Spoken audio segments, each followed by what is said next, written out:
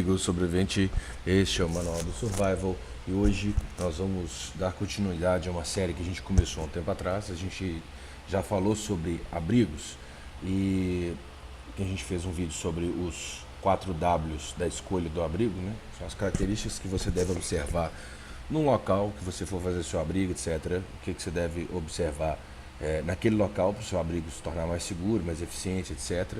Né?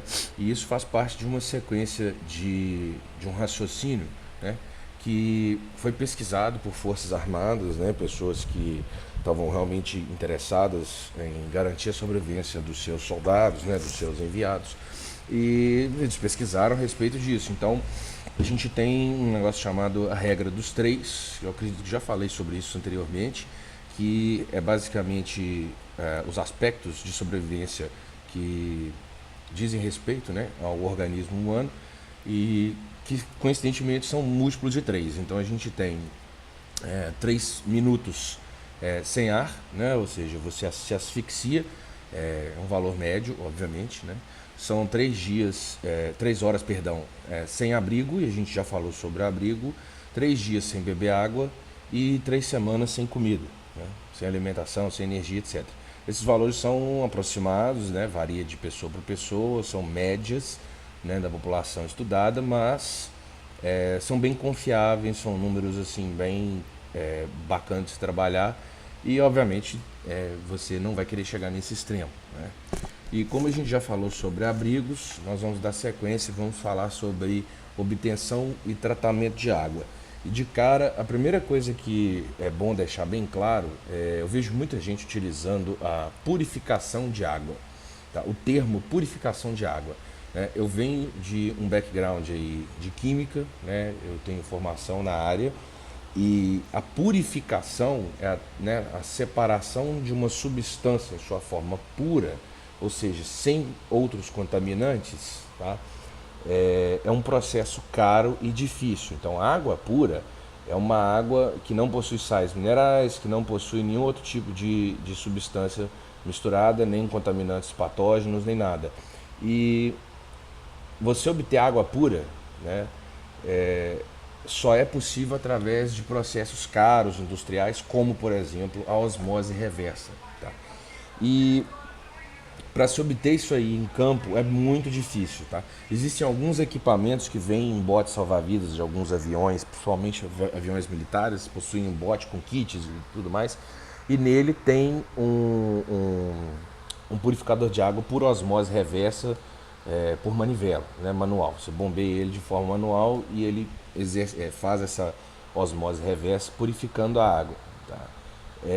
Então assim, quando você faz um procedimento ali, né, no seu ambiente para poder tratar essa água para você consumir e não desenvolver nenhum tipo de doença, principalmente diarreia e vômito, né, que são intoxicações aí, você está basicamente desinfectando a água, você não está purificando. Então esse primeiro termo é muito importante deixar isso muito claro no ponto de vista científico. O termo utilizado corretamente deve ser desinfectar a água e não purificar a água, tá?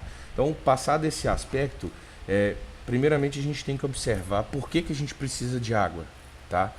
E água é uma das necessidades mais urgentes numa situação de sobrevivência, tá? Você não consegue ficar muito tempo sem ela, igual eu disse, são aproximadamente 3 dias, tá? Especialmente se você estiver numa área quente, por exemplo, né, com calor muito grande, ou uma área com o tempo muito seco, né, com clima seco, você perde a sua hidratação, a água que está no seu corpo, muito rápido para o ambiente, através de processos como a transpiração, a perspiração, né? E inclusive em áreas frias, você ainda deve ingerir água para poder funcionar normalmente, e dependendo da temperatura, se for muito baixa, você tem que ingerir mais água, porque geralmente seu metabolismo estará acelerado, tá? Então, como mais de 3/4 do nosso corpo é feito de fluidos, não necessariamente a água, mas a água é a base desses fluidos, né? Você perde fluido para qualquer lado do seu corpo. Você perde através do calor, do frio, do estresse, do esforço. E o seu corpo sem fluido, né, sem esses fluidos do qual ele é composto, a maior parte, ele não funciona direito. Então, dessa maneira, quando você está numa situação de emergência, você precisa de encontrar uma fonte adequada de água, tá? E assim, na natureza tem um monte de fontes que podem ser adequadas, aí você tem que observar a fonte e, se necessário, fazer o tratamento. Exemplos: gelo, neve, incluindo gelo do mar, né, iceberg, se for o caso, chuva, água doce presente em nascentes, a própria água do mar, dependendo, rios, lagos, água presente em orvalho, em algumas espécies de cactos, fissuras na pedra, algumas rochas porosas também tem, condensação em metal, em vidro, etc. Tem um monte de fonte de água naturalmente, tá? Muitas dessas você vai precisar de ter um pouquinho de engenhosidade para obter, né? Não o rio, um lago, por exemplo, mais simples. Você vai lá, enfia seu cantil e enche ele, pronto, acabou. Mas para você obter, por exemplo, a água de orvalho, você precisa de um tecido bem absorvente. Você pode amarrar ali ao redor do seu pé e da sua perna e caminhar pela área de orvalho e depois torcer esse pano para poder obter essa água, tá? Você ainda tem que tratar a água posteriormente, tá? Alguns fluidos que não devem ser utilizados em substituição à água, tá, para hidratar são bebidas alcoólicas, obviamente, tá? Para algumas pessoas pode não parecer óbvio, por exemplo, a cerveja hidrata porque eu, né, urino bastante quando eu estou tomando cerveja e tal. Na verdade, ela desidrata por causa do efeito do álcool, tá? O álcool ele possui um efeito nos seus rins que aumenta a sua perda de água, por isso que quando você bebe você vai muito ao banheiro, tá? Então, as bebidas alcoólicas elas desidratam o seu corpo e, além disso, atrapalham o seu julgamento, né? Elas dificultam a sua percepção da situação e isso não é bom, né? A urina, tá? Ela contém as excretas, né? O que não serve para o seu organismo, que é tóxico para o seu organismo, sai na sua urina. Então, a urina tem um monte de coisa tóxica nela que não faz bem, tá? E ainda tem cerca de 2% de sal. Então, quando você bebe a urina, você está reintroduzindo aquele monte de substância tóxica que o seu organismo teve que metabolizar, enfim, ele gastou energia para poder pôr para fora, você está reintroduzindo e agora ele tem que refazer o processo num fluido muito mais concentrado, tá? Então, assim, não funciona, não é uma técnica assim, uma vez deu certo, eu tomei tipo um copo e beleza. Ok, isso não vai fazer tanta diferença assim, é mais fácil você gastar a sua energia procurando uma fonte de água adequada, tá? Sangue também não é uma fonte de hidratação, tá? Primeiro, ele é salgado, ele possui grande concentração de sal e sal em excesso no seu sangue, né? Quando você ingere, vai levar uma desidratação mais rápida, tá? O sangue é considerado um alimento, tá? Devido à quantidade de proteínas, carboidratos, etc. E todo alimento ele precisa de fluidos para ser digerido, né? E então, assim, quando você toma o sangue, além dele ser salgado, não te hidratar, ele te desidrata mais, porque ele é um alimento que você precisa de digerir e gasta água para isso. Fora que sangue pode transmitir doenças, né? E a água do mar, in natura, né, na forma que ela vem naturalmente, também não é adequada porque ela tem cerca de 4% de sal, em média, e o seu organismo gasta muita quantidade de água para poder excretar esse sal e esses elementos, tá? A média aí estudada é de aproximadamente 2 litros de água para excretar cerca de 1 litro de água do mar, né? 1 litro dos componentes ali que estão, dos componentes que estão em 1 litro de água do mar, né? Então você acaba desidratando o dobro do que você está colocando para dentro, tá? Então a água do mar acaba com sua reserva de fluido e tal, pode inclusive te matar, tá? Você ficar bebendo água do mar, não funciona. Um orvalho muito denso é bacana, igual eu falei, né? Você repete o processo de amarrar ali os trapos ao redor das pernas. Água de chuva pode ser coletada em recipientes ou às vezes em plantas, geralmente são seguras para beber. Água de lagos, poças, brejos, tudo isso, rios, né, córregos, geralmente você vai ter que desinfetar esse tipo de água e dependendo da nascente, dependendo do local onde ela está, você também vai ter que desinfectar, tá?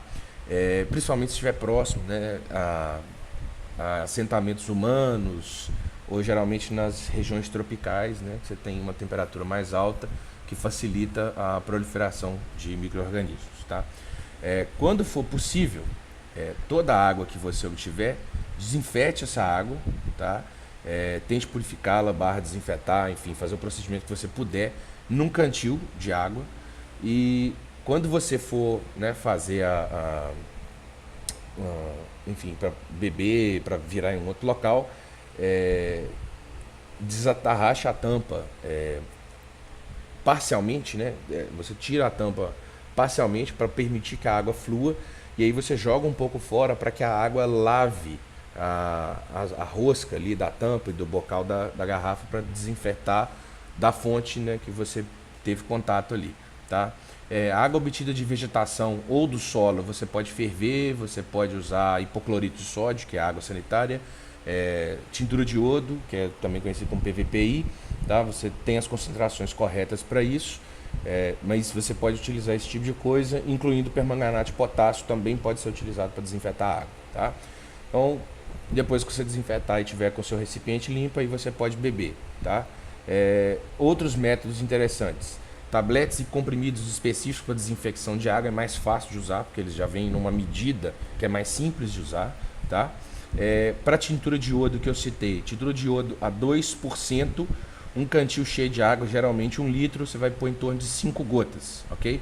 Se a água estiver muito turva, com muita sujeira, ou você filtra, ou você adiciona 5 gotas a mais e você vai aguardar em torno de 30 minutos para fazer o efeito, tá?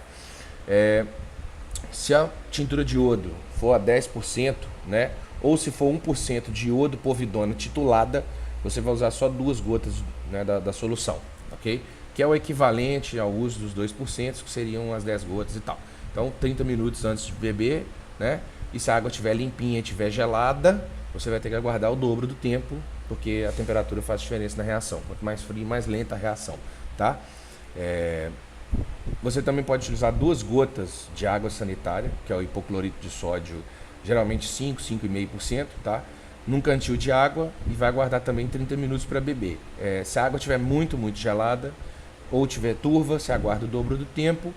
E é importante lembrar que nem toda a água sanitária, né, que a gente compra para limpeza de casa e tal, tem a mesma concentração. Então, sempre lembre-se de observar a embalagem, tá? 5,5%, 5,25%, que seria a média, por cento de concentração de hipoclorito de sódio, ok?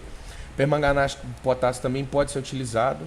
Ele é mais difícil de usar porque ele é um pó, é um cristal em pó, arroxeado, né? Ele tem uma cor bem escura e quando você coloca na água ele fica um tom violeta, assim, um tom rosa bem forte, vermelho, rosa choque. Esses cristais eles são muito irregulares, então você vai ter que julgar a concentração a partir da cor do líquido, mas não é muito difícil. Você vai adicionar um pouco ali em 1 litro de água, tá? Se a água ficar tipo assim um rosa brilhante, depois de 30 minutos você pode tomar essa água, ela está desinfetada, tá? Se a água ficar um rosa escuro, ou seja, mais escuro,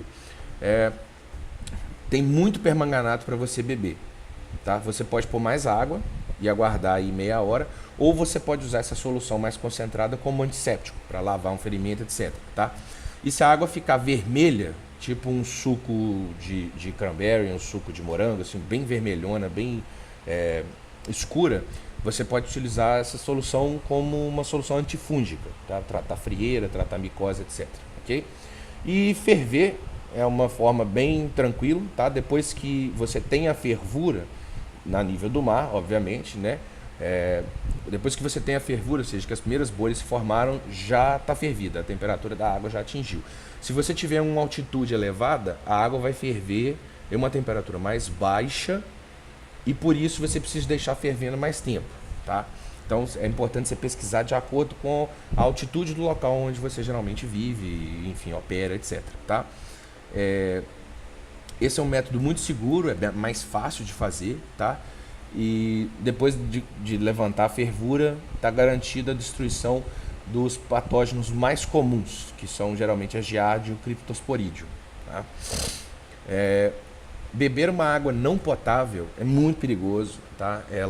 Isso pode te causar doenças, introduzir parasitas, enfim, te fazer mal, levar a doenças de água contaminada, né? Que algumas são fatais, como cólera, enfim. E esses são, como eu disse, os 2 patógenos mais comuns, tá? A giardia, ela causa giardíase, o nome da doença, tá?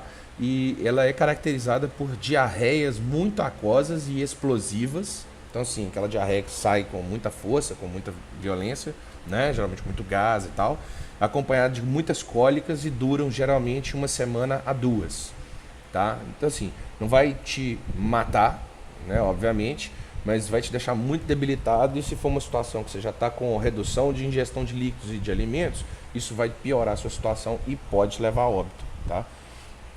E o Cryptosporidium, tá? Que é uma outra espécie de micro-organismo, ele vai causar uma doença chamada de criptosporidíase, e essa doença vai te dar uma diarreia que é autolimitada, ou seja, ela vai acabar sozinha, tá? Igual a giardíase, nos hospedeiros humanos que tenham a imunidade normal, ou seja, seu corpo está normal, você não está com nenhum tipo de problema de saúde e tal.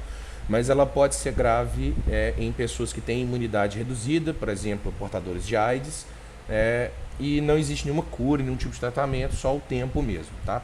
Lembrando que esses tipos de doenças também podem ser mais violentos, né, com consequências mais drásticas em crianças, idosos, enfim, populações menos vigor, com menos vigor, né, com um pouco mais de susceptibilidade a esse tipo de doença, tá? Então, assim, como a gente viu, tem um monte de fonte, um monte de método para você obter a água, para você tratar a água, tá? E desde a escolha dos equipamentos e os métodos que você, né, vai usar, até a prática, né, você treinar e fazer isso, tudo isso faz diferença, né? Então escolha corretamente, escolha os métodos, escolha os equipamentos que você vai usar, treine as técnicas de antemão e aumente suas chances de sobrevivência em casos de emergência e de perigo, tá? Esse tipo de informação, né, que está disponível em vários manuais aí de Forças Armadas, nós fizemos um compilado, a gente tem um compilado, que é o nosso livro, né, do Manual do Survival, que é o Manual de Sobrevivência, primeira edição de 2018.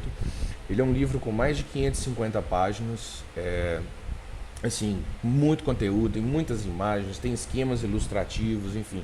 Ele foi feito uma maneira de tradução barra adaptação, porque não foi necessariamente uma tradução literal, tá? Então, assim, tem algumas observações que eu coloco ali, algumas coisas que é importante observar, né? Algumas informações extras e informações de outras fontes que não apenas um tipo de livro. Então, assim, não é uma tradução de um livro, né? É um compilado de informações de vários livros, a maioria deles, né, de língua inglesa, e aí você tem a tradução com imagens, foi pesquisado, espécies de animais, você tem ali um monte de catálogo que a gente montou, um manual completaço, e está disponível aí na Hotmart. Nós vamos deixar aqui embaixo o link. A gente abaixou o preço dele para R$25, né, R$24,99, e você pode comprar agora online, tá, no e-book. Muita gente me pergunta se não vai ter o livro físico, tá, de papel. A gente tentou fazer isso através da Amazon, e o preço mínimo que a Amazon, né, me forneceu, com o livro sendo do tamanho que é, com a quantidade de imagens de alta definição que tem, o livro sairia por aproximadamente $105, no mínimo. E isso eu achei completamente fora da realidade, né? Assim, R$400 ou mais num livro é mais caro aí que livro de faculdade. Um manual de anatomia é mais barato que isso. Então, para não criar esse tipo de problema, já desisti da ideia do livro físico, nós vamos manter só o e-book. Nós abaixamos ele para R$25, você pode comprar ele agora no Hotmart, você vai ter acesso ao PDF. Em breve nós vamos lançar algumas outras versões de arquivo para você acessar de outros tipos de aparelhos, né? Mas o PDF você consegue ler basicamente aí no seu smartphone, seu tablet, computador, enfim. É bem tranquilo para utilizar, beleza? Este é o Manual do Survival. Se você gostou do vídeo, achou ele útil, compartilhe com seus amigos, deixa o seu like aí, não se esqueça de curtir, é muito importante pra gente. Se você está chegando agora, se você não é inscrito e quiser acompanhar, quiser saber dos nossos vídeos, se inscreve aqui no canal, ativa o sininho para você receber todas as notificações, porque o YouTube não notifica de todos os vídeos, tá? Então clica no sininho, você recebe todas as notificações sempre que a gente posta um vídeo, e aí você consegue acompanhar, beleza?